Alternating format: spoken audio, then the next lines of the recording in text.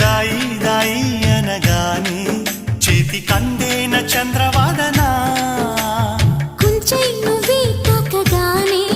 పంచ ప్రాణాలు పొందినానా బొమ్మ దుమ్మ తేలక మారిపోయా నేనే బొమ్మగా ఏదో చిత్రం చేయగా చేరువయ్యా నేనే చిలిగా రెప్ప మూసిన తప్పుకోనని